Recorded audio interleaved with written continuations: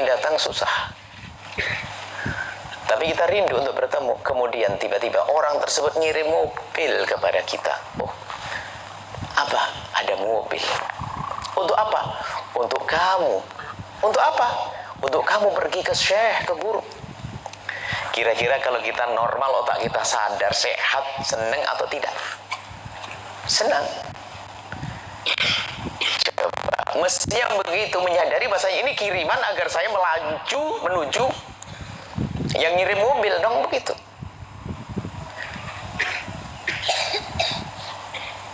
Coba si bodoh berkata, iya, saya mau jalan kaki aja deh. Sudah dikasih jalan, nggak mau jalan kaki, nggak pakai petunjuk lagi, sesatlah dia. Atau dipakai mobil, tapi bukan menuju kepada yang mengirim, pakai jalan-jalan, nggak nyampe. Murka nggak yang ngirim kira-kira? Murka, kurang ajar banget tuh orang. Aku kirim mobil biar cepat ke sini, malah dipakai muter-muter. Itu antara hamba dengan hamba yang satu pangkat pun ternyata sedikit tidak beradab saja menjadikan murka. Bagaimana ini antara hamba dengan sang pencipta? Allah mengirim kekayaan kepadamu, hei hamba Allah, hei hambaku, aku cinta kepadamu, maka aku kirim kau harta, segeralah kau menuju kepadaku dengan kekayaanmu. Kalau faham dia akan meluncur, ya Allah, labbaik wa sa'daik, labbaik, labbaik ya Allah, aku akan menuju kepadamu dengan kekayaanku. Akan digunakan kekayaannya untuk jalan kemuliaan, sampai karena dia sadar itu jalannya.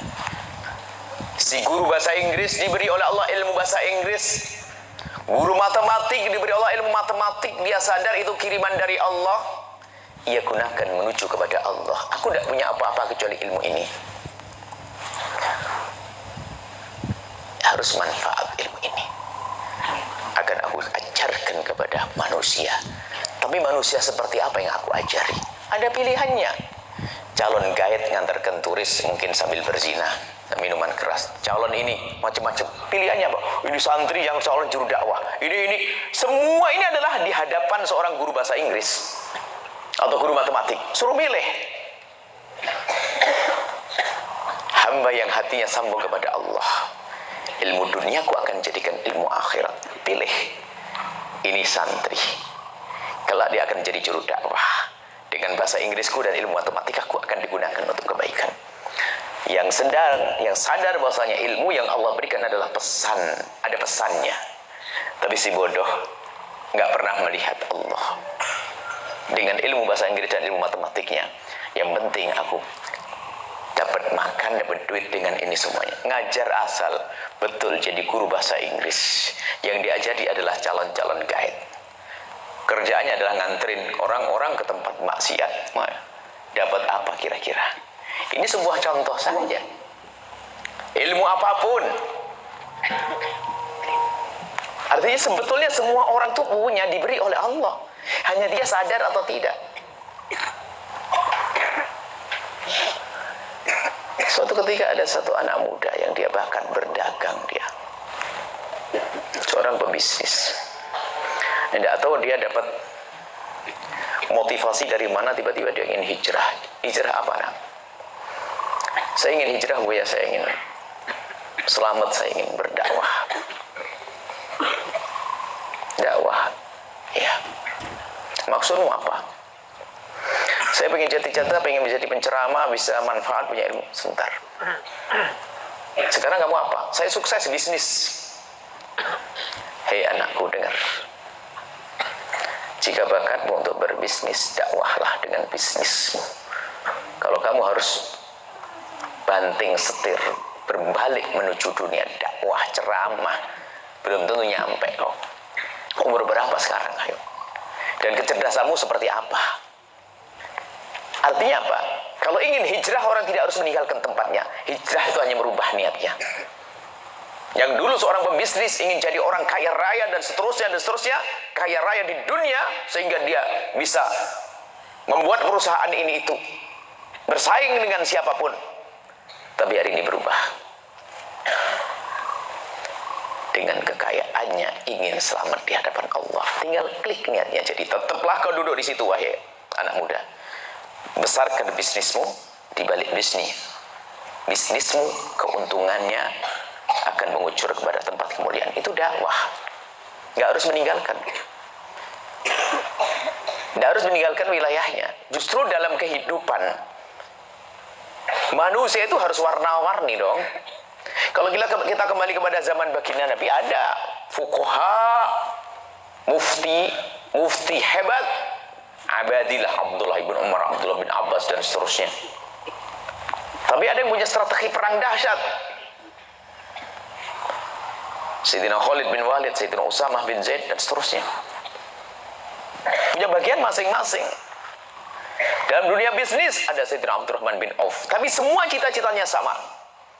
Bau-membau gotong royong untuk cari kemuliaan. Maka fahami hamba Allah.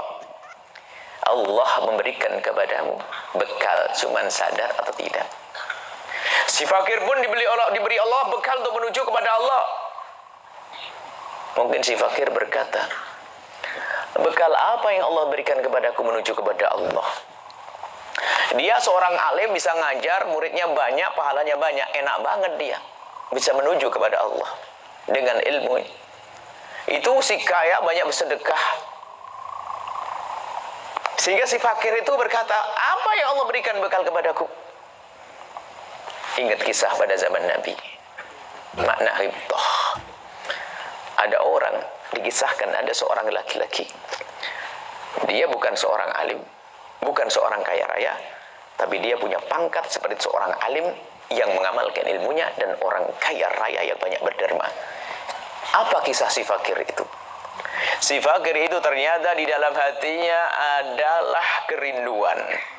Di saat melihat seorang alim, dia berkata, ya Allah, aku ingin menjadi dia, ya Allah. Mudahkan untukku untuk menjadi seorang alim, agar aku bisa mengajar. Dan aku juga pengen seperti dia, ya Allah, kaya raya, lalu banyak berderma, manfaatnya banyak. Allah Maha Kasih. Baginda Nabi yang mengisahkannya.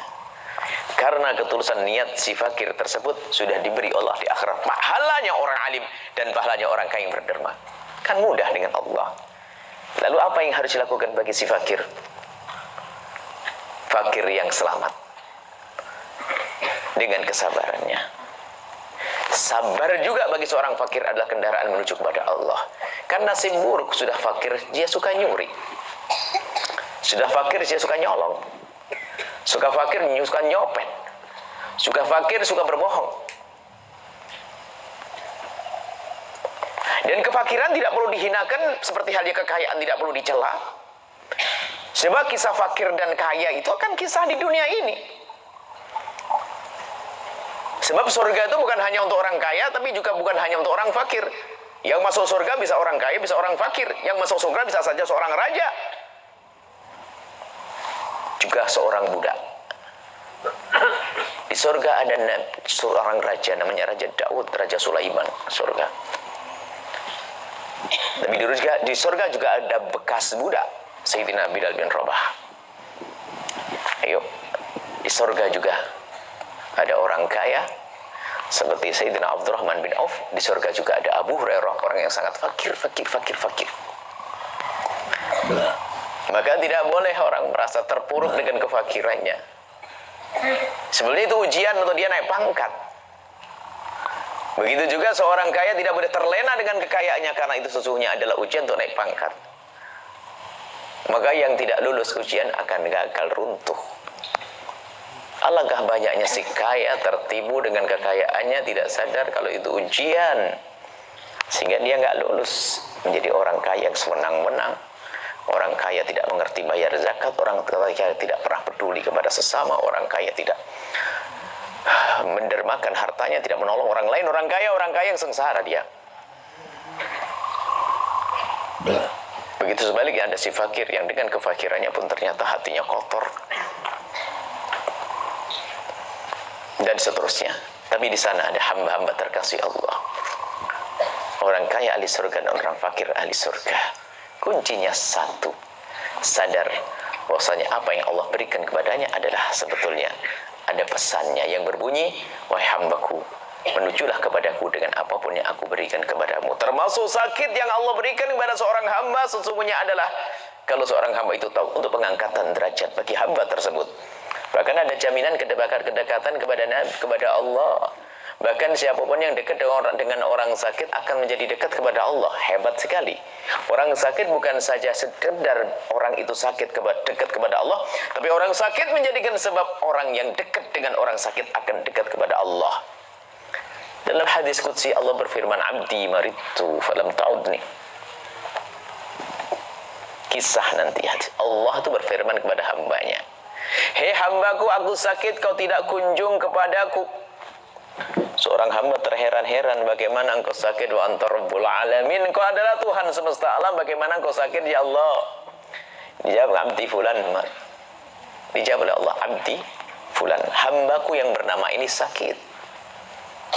Waktu di dunia maksudnya, kau tidak kunjung kepadanya. Padahal kalau kau kunjung kepadanya, engkau akan menemukan aku bersamanya. Apa makna kebersamaan Allah dengan si fakir?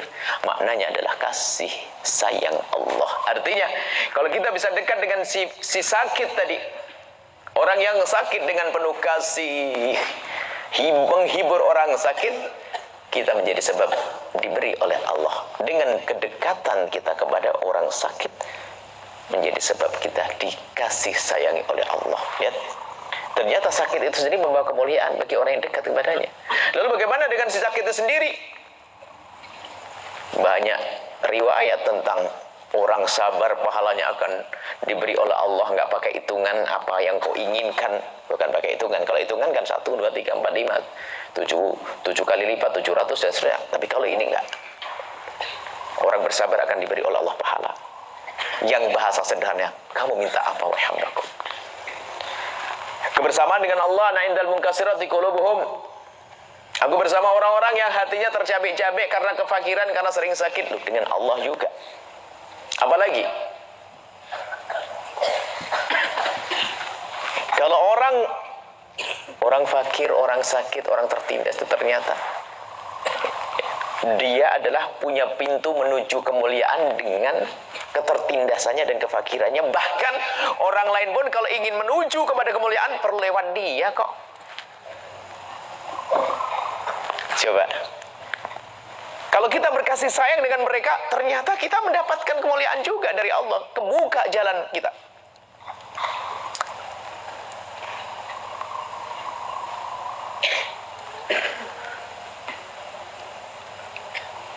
Dalam riwayat bahwasanya innallaha sayansurukum bidu'afaikum,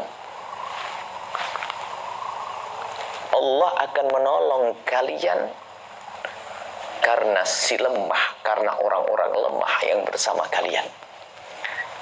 Kalau orang paham hadis ini, kalau seandainya pengen bangun pondok itu datangnya bukan kepada orang kaya. Orang yang sukses dalam bisnis tentunya jangan kepada investor dulu. Datanglah kepada du'afa. Kita kunjung kepada si fakir, berkasih sayang kepada si yatim, mendatangi orang yang tertindas.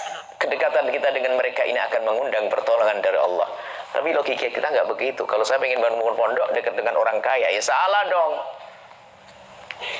Kita ingin bangun suatu program besar mendekati orang kaya karena harapannya orang kaya memberikan uang dan sebagainya. Enggak begitu, salah itu. Nabi menyebutkan innallaha yansurukum bukan bi aghniyaikum, bukan dengan orang kaya yang bersama kalian, tapi bersama orang-orang fakir, orang-orang lemah. Maka kalau kita dekat dengan si lemah, punya kasih sayang kepada si lemah, maka Allah akan kirim ahli surga. Bisa saja itu orang kaya. Seperti itu. Jadi maka kalau tadi seolah-olah dari awal yang mendapatkan bekal hanya orang kaya dan orang punya jabatan, lalu si fakir bagaimana? Kita panjangkan kisah si fakir. Semuanya punya bekal untuk menuju keridhaan kepada Allah Subhanahu wa taala, untuk mulia di akhirat nanti. Ada dua hamba berjaya, hamba bersyukur dan hamba yang bersabar. Dan memang orang beriman selalu dalam keadaan baik. Ajaban di amril mu'mini fa inna amrahu kullahu khair. Mengherankan kisah orang beriman, semua urusannya oke saja, baik-baik saja. In asabathu sarra'u syakar, kalau dia mendapatkan kebaikan bersyukur, kana khairan lahu, itu baik baginya. Wa in asabathu dharra, kalau dia mendapatkan bencana musibah sabar, bersabar, kana khairan lahu, itu baik baginya. Orang mukmin baik-baik saja. Maka ada orang diberi oleh Allah karunia lalu bersyukur, harta, kesehatan, bersyukur. Ada orang diberi oleh Allah dengan musibah lalu sabar, semuanya berjaya. Cuman kita milih dong, karena Allah juga yang mengajarkan kepada kita dalam panjatan doa yang semuanya hafal. Rabbana atina fid dunya hasanah wa fil akhirati hasanah. Artinya apa? Ya Allah, berikan kepadaku di dunia kebaikan dan di akhirat juga kebaikan. Nggak boleh kita sombong setelah mendengar, wah, orang fakir bisa berjaya dengan kefakirannya, orang sakit berjaya dengan sakitnya. Lalu dia berkata dengan kesombongan, ya Allah, jadikan aku orang sakit dan fakir biar saya mulia. Nggak usah ngomong begitu deh. Kalau ngomong yang baik, berikan kepada kami ya Allah di dunia segala kebaikan. Ngomong yang baik. Dan mintalah ya Allah, jadikan kami hamba-Mu yang selalu bersyukur. Jadi ujian dengan kenikmatan itu lebih mudah terlena orang dengan ujian kenikmatan. Kalau ujian musibah, gampang mengadu kepada Allah. Dikasih sakit dan dikasih fakir, begitu gampang yang mengatakan ya Allah, ya Allah. Tapi di saat diuji dengan keberhasilan, sukses, kekayaan dan tahta, yang sering adalah lupa dan lupa.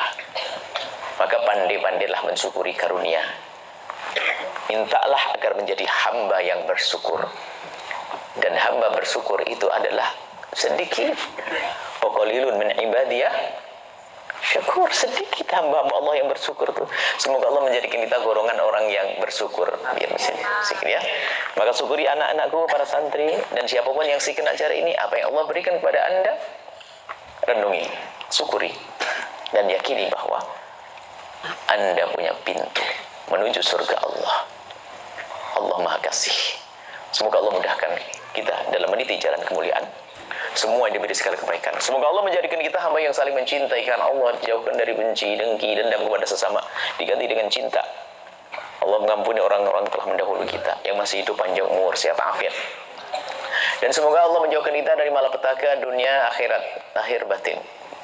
Dan semoga Allah memberikan kepada kita hamba-hamba mulia di dunia dan di akhirat, panjang umur semuanya, sehat afiat, dan kelak menjadi ahli husnul khatimah bi berkat Sayyidina Muhammad. Al-Fatihah. Bismillahirrahmanirrahim.